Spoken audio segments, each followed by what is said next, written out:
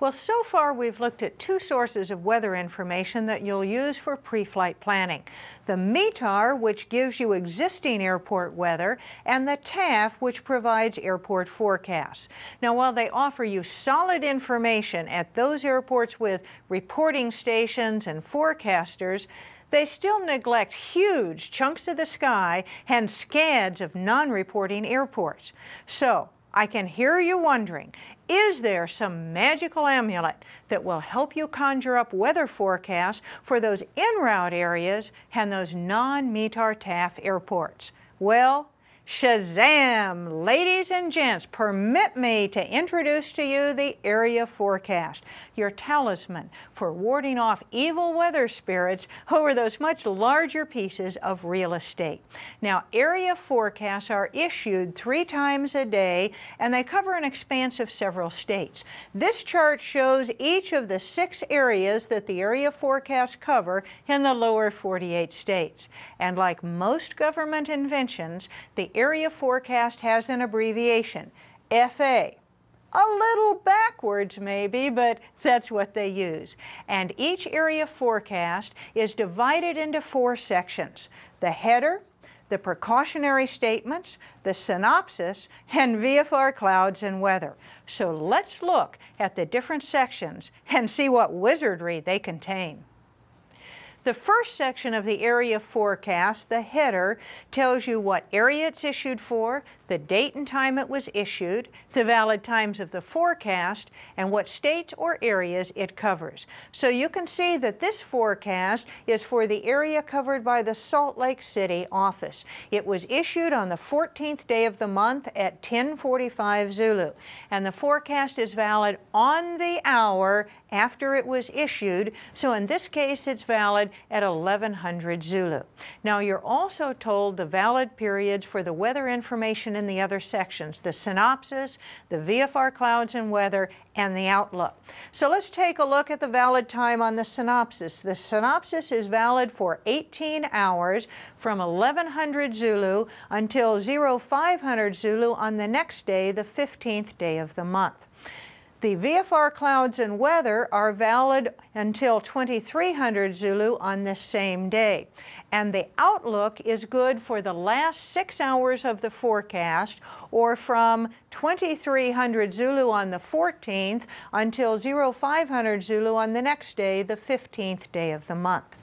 Now, the second section includes the precautionary statements that you'll find in every area forecast. There's 3 of them, and they provide important reminders, and they only sound as if they were written by an attorney. First, they remind you to always check for the latest AirMet Sierra, which covers IFR conditions and mountain obscurations in the area that you'll be flying. So where do you find AirMet Sierra? Well, you find the AirMets, SIGMETs, and convective SIGMETs in the in-flight weather advisories, which we'll talk about a little later. The second precautionary statement reminds you of what should be obvious to all pilots, that thunderstorms contain severe hazards. It says thunderstorms imply possible severe or greater turbulence, severe icing, low-level wind shear, and IFR conditions. Not good stuff. And the final precautionary statement tells you that all heights given are above sea level, unless they specifically say AGL or use the term CIG for ceiling, because ceilings are always above ground level. Well, now that the administrative details are disposed of, you'll find the first real weather information in the third section, the synopsis.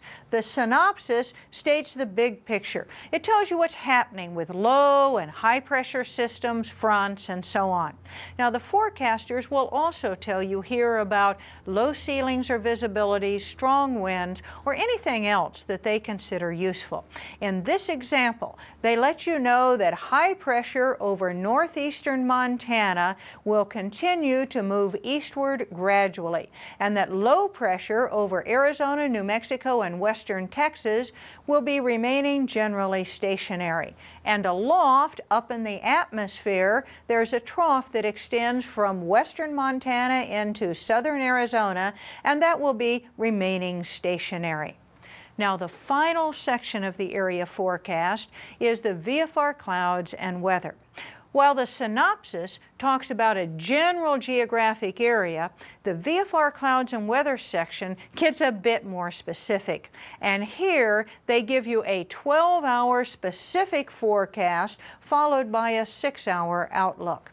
The weather breakdown may be by an individual state or states or a well-known geographical area. This is where they'll tell you about the visibility if it's forecast to be less than 6 statute miles. And also where they'll tell you if they anticipate thunderstorms, precipitation, or winds if the winds are forecast to be 20 knots or more. The kinds of things that a VFR pilot would really want to know about. So let's take a look at what they're forecasting here in Wyoming and Colorado. Now the exact area of coverage of this segment goes from Bozeman, Montana, to Gillette, Wyoming, to Liberal, Kansas, to Dove Creek, Colorado, to Rock Springs, Wyoming, and back to Bozeman. Notice here that since they're getting more specific, they're using 3-letter identifiers. Now the base of the broken to overcast layer of clouds is 7,000 to 9,000 feet MSL, and the tops are shown here as 20,000 feet. You know they're the tops because they come after the symbols for the cloud layers. Now the visibility is forecast to be greater than 6 statute miles and the winds to be less than 20 knots. And you know this because nothing is said about wind and visibility, except that occasionally you might have visibilities of 3 miles in light rain, R- and fog. Now they tell us that after 2000 Zulu, you can expect widely scattered thunderstorms and light rain showers, RW- for light rain showers. They use a little bit different abbreviations in the area forecast than you've seen in the METARs and TAFs. CB tops, cumulonimbus tops, could go to 45,000 feet. So if I were planning to get to Liberal, Kansas, I'd be getting there well before 2000 Zulu. Now the last part of the section tells you the outlook for the final 6 hours of the forecast period. In this case from 2300 Zulu until 0500 Zulu the next day. The outlook section tells you if the forecasters think it will be IFR for that 6 hours or marginal VFR or just plain VFR. Here they think it will be marginal VFR.